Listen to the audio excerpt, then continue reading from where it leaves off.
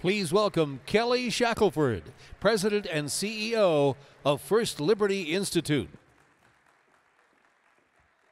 It's great to be here. I'm going to give you a little bit of an update from the front lines. Let's see. I guess you see that on the title page here, and on religious freedom, what's going on. And so let me start with, some of you don't know who First Liberty is. First Liberty is the largest legal organization in the country that focuses exclusively on religious liberty in the United States.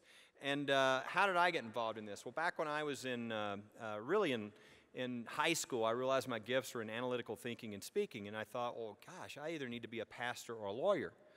And people said, that's like a God or Satan choice, isn't it, to be a pastor or as a lawyer? And I analyzed my DNA. I realized I'd probably do better at dispensing justice than mercy. I'd probably make a better lawyer than a pastor. And went to law school, got out, clerked for a federal judge, and ended up at the end of that time having a lot of offers from law firms and things. And I just sat down and thought, boy, I just don't feel that's what I'm called to do. And I thought, well, what do you want to do? And I thought, well, I'd like to use my legal skills because I feel like I've been shown I should do that. But I want to help pastors and churches and religious freedoms and our founding principles, and I'd even like to go to seminary if I could.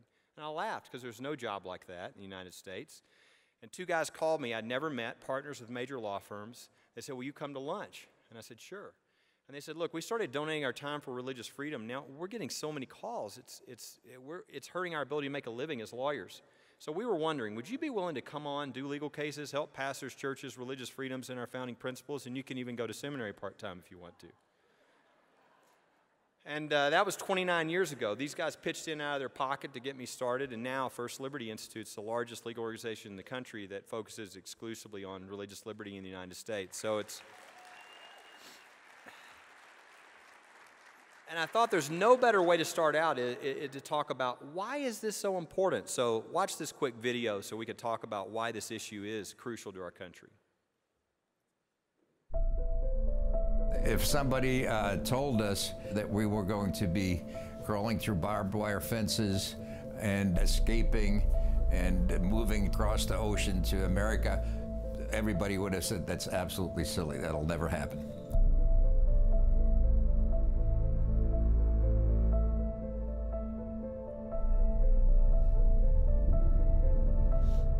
If they'd caught, let's say, a politician who opposed them, they put him on trial, but the evidence might have been presented, but the outcome was a foregone conclusion. So they had total control of you. That's how a dictatorship is run.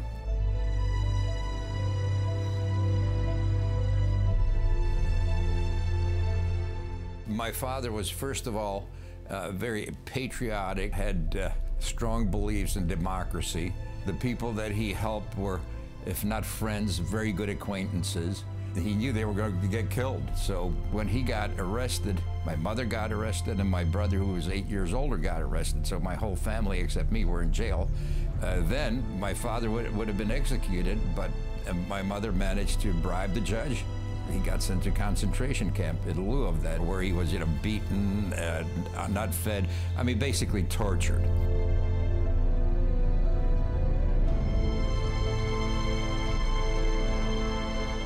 As soon as he escaped, his name was on the radio all the time, and as one of the most wanted people. There was a Secret Service sitting in our front hallway all the time.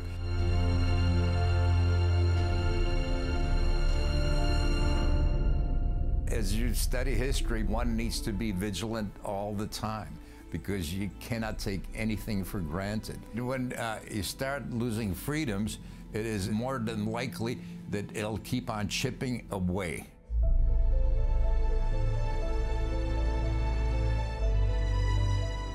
The opportunities we have, the ability to express yourself and do whatever you want to do and be able to achieve things without being blocked are unparalleled.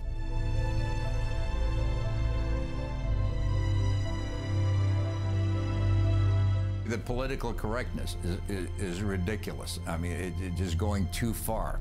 Defending the ability to have crosses or Christmas decorations just is getting to a point of absurdity.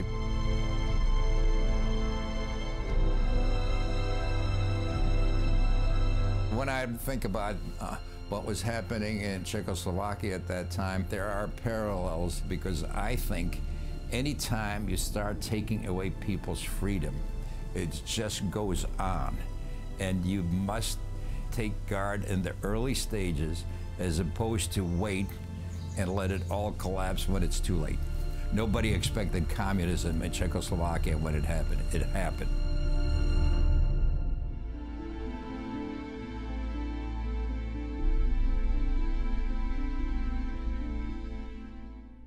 Peter actually came up to me after a talk and said, look, I'm not a person of faith like you are, but I saw this happen in my country. And I think that what you are doing is the most important thing anybody's doing in this country. He said, we watched them take down the religious symbols, and within months we all lost our political freedoms. This is unfortunately what happens when there's no religious freedom and when people of faith don't participate in their government. And it's easy to understand. This is the reason the founders called this our first freedom, because they understood if you lose this freedom, you'll lose all your freedoms. Because the one thing that totalitarianism can never allow are citizens who hold an allegiance to one higher than the government. So whenever you see that type of an oppressive regime come in, the first flashpoint is always religious freedom. Well, this being so core, how are we doing in the battle for religious freedom? Well, I've never seen anything like the attacks that we're seeing today. You've heard about the cases. We've had one. There's been a number of these already where pastors have actually had their sermons subpoenaed by the government. A lot of you know about the Klein case, Aaron and Melissa Klein, who, because they couldn't do a gay wedding cake because of their faith, they were fined $135,000. Their businesses have been bankrupted, and the judge ordered them not to speak publicly their beliefs about marriage. I mean, that's not a violation of the First Amendment, right? We're now, even though Jack Phillips was a great victory, it didn't give victory to all the other cases, so Aaron and Melissa are still in their situation. We're at the Oregon Supreme Court, and if we have to, we'll be at the U.S. Supreme Court. But these battles are still going on. We're having to defend synagogues across the country who people are trying to destroy just because they're synagogues. Let me show you a picture of what they did to one of our clients, the rabbi's car. This is happening in the United States. And we're having these all across the country. Of course, let me show you this picture. This tells you everything you need to know about kind of battles. This is happening in a senior living facility. This is one of our most recent clients. They put up a sign. Any and all Christian music is banned at the piano in the community room. Now, no longer because we're involved, but this is the kind of thing that's happening, and these are the kind of battles that are happening across the country. So I thought, what's the best way to give you a quick feel for what's going on? And that is, normally we would have maybe one case on the way to the Supreme Court. This year we've actually had 6, and I thought I'm just going to run through these really quickly. One of them is the Coach Kennedy case. Coach Kennedy was a Marine for 20 years and then made a decision, a commitment that as he was going to be a coach after the Marines, that he was going to, the first thing he would do after every game is go to the center of the field, and after they shaked everybody's hands and slapped everybody on the back, he was going to first go to a knee for 15 seconds and simply give thanks to God for the privilege of coaching the young men he got to coach. And he did that for 7 years until the school district sent him a letter saying, if you go to a knee again, we're going to fire you. And he went to a knee and they fired him. And we've now represented Coach Kennedy. In the Ninth Circuit, you might have heard their opinion. They said, coaches are not allowed to pray in public, quote, if anyone can see them. That's exactly what they said. So 2 weeks from today, we will be filing in the United States Supreme Court on behalf of Coach Kennedy. Some of you might have heard about this, the Bladensburg Veterans Memorial. This is a memorial that was put up over 100 years ago, in part by mothers who lost their sons in World War I. In the oral argument at the Federal Court of Appeals, one of the Obama-appointed judges asked the following question: if we just cut the arms off the cross, won't that take care of any of the problems? The decision that came down, 2 Obama appointees, 1 Clinton appointee, 2-1, unconstitutional after 100 years. We're going to have to tear this memorial down. It's bad enough that they would issue such a decision, but this Court of Appeals within its jurisdiction is Arlington Memorial Cemetery. So that would mean they would have to go into Arlington. 3 weeks from today, we will be filing in the United States Supreme Court to make sure that this memorial is not touched. Marianne Sauce case. This is a woman, and I don't have time, but I'm telling you these are the facts, who was ordered by police not to pray in her own home. We are now at the Supreme Court where they will decide whether it's unconstitutional for police to tell a citizen that they're not allowed to pray in their own home. I think I know the answer to that case, but again, think that we're having to fight over this issue. The next two cases are very similar, Rowan County, North Carolina, and Jackson County, Jackson County, Michigan. These are both cases where the ACLU and others have filed a suit saying, we're not going to, you can't have prayers to open your county commission meeting. They say, well, look, there's a Supreme Court case that said chaplains open in prayer all the time, have since our founding. He said, no. In this case, the county commissioners are opening the prayer. They can't pray themselves because they're government officials. Well, the founders did. This is what we've done since the beginning of the country. So these cases have now been sitting before the Supreme Court for, it's been rescheduled 7 times. So we're waiting for the court to take action on those. The last one I'll tell you about is a Livingston Christian School. And this is a city that actually said, no, you can't have a Christian school in your church. And they said, okay, well, where in the city can we have the Christian school? And they said, nowhere. There's nowhere in the city that you're allowed to have a Christian school. So it was literally over whether a city can ban from their city limits a Christian school for having a right to exist anywhere. These are the types of cases. I just gave you 6 that just this year, not the 374 we had over the last year, but you can see the kind of things going on. Now, some of you are saying, boy, thanks for inviting the depressing speaker to our meeting, so let me tell you the good news. The good news is we have a method of dealing with this, and it's not a theory. It's something we've been doing for a long time, and it's working. And that is, if you were to watch the nonprofit legal groups that are out there, left wing, right wing, whatever, they use the same method. Raise as much money as you can raise. Take that money, hire as many attorneys as you can, put them in an office in D.C. or L.A. or New York or somewhere, and then fly them around the country and cover as many of your cases as you can. That's not our method.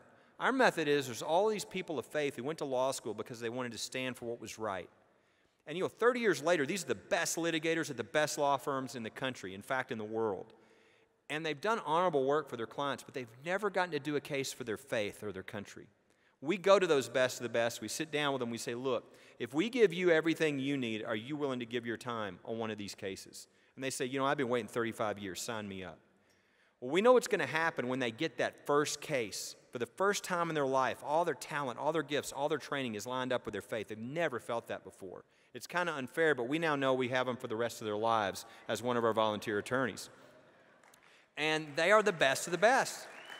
And they give cover to the younger attorneys who get to work on these, and they know what it's like to be involved. So if you were to go to the top 100 law firms in the country, most of those firms don't just donate their time. They literally sometimes fight each other over who gets to donate their time in our cases. This has 2 results. Number 1, we get a lot more bang for our buck. On a typical case, for every $10,000 we spend, we get $60,000 donated by these wonderful attorneys. Secondly, though, is the win-loss rate. I never counted on this. I just thought we'd get a lot more done. But if you watch the nonprofits like the ACLU or these other groups, you'll find that they'll win, they'll lose. If they're really good, they might be 50-50. Our win rate now for 17 years in a row, every year, has been above 90% in our cases. And it's because we have the best of the best. They're all over the country. Wherever things happen, we can get the best teams that you could never pay for. And it's exactly how things are supposed to work in this country. So one of the things I want to leave you with, you might say, how can I be involved in this? How can I make a difference? Because you really can. Number 1, would you pray for these cases? There are some huge decisions coming up in the Supreme Court on a number of these things I just mentioned to you. We would covet your prayers. Number 2, would you be sort of the Paul Revere? Would you take this information and spread it? Because so many people don't know what's happening. They don't know what their freedoms are. And so I want to put up take out your cell phone if you've got one. You usually hear speakers say that. But if you will just text the word liberty to this number, 474747, easy to remember, right? We will put you on a list. This is the only way we know that Facebook or somebody is not censoring the information getting to you. We can send it directly to you. You'll be on our insiders list. We will never share your information with anybody else. But I would just love for you to be involved. Text the word liberty to 474747, and we will get you into the battle on these cases. And you'll be the person who knows. Let me end with one last case. A number of years ago, I was just minding my own business, having lunch, and I opened a newspaper, and I saw something I'd never seen before, senior citizens holding picket signs. And I thought, now that's unusual, and I looked. These seniors had been told that in their senior center, they couldn't pray over their meals, They couldn't sing gospel songs on their piano or have a Bible study at one of the tables every week because it was a government building. Well, I put the newspaper down. We had a young attorney just started with us, fresh out of the military. I said, why don't you go see if we can help these people? And before I could finish my statement, he's peeling out of the parking lot on his way to the senior center.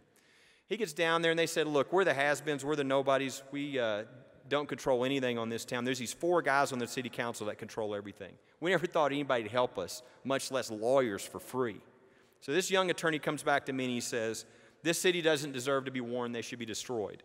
And I said, no, we're a Christian organization. We're going to send them a letter. We're going to say there's this Constitution thing you ought to read. And if they're crazy enough, we'll fight. And so we sent them, and their response in the newspaper was, religion's not allowed in government buildings. So we held a press conference. I had a podium like this, all the seniors behind me. And at the end, I did something you probably shouldn't do, but I said, does anybody want to say anything? At the end of the line is a guy with a cowboy hat, a bolo tie, a Western suit, his only suit, and cowboy boots. And his name is Barney. He walks up to the microphone and he said, I fought World War II for these freedoms, and I ain't going into the corner to pray.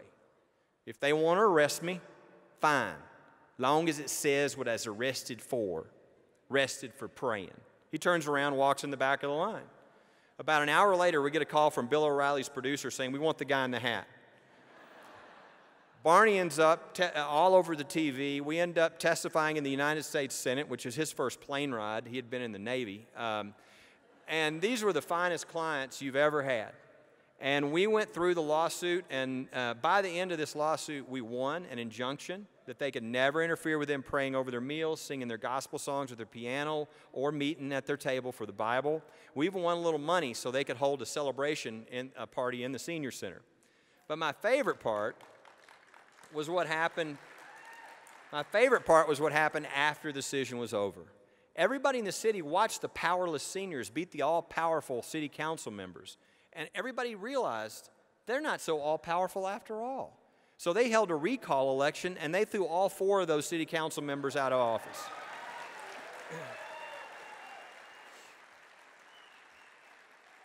And about 3 years ago, I got a postcard from one of the seniors because she wanted me to know that she is now one of the new city council members. So I think a lot of times we think, what power do I have? I'm just one person. You know what? We can do anything we want. We're Americans. We just have to be faithful. So I encourage you, we're winning these cases. We can continue to win if you'll just stand with us. And so, again, if you're not connected to us, I would love you to connect to all these religious liberty cases by texting to 474747 the word liberty, and we will get you in the battle. God bless you, and thank you for allowing me to be with you.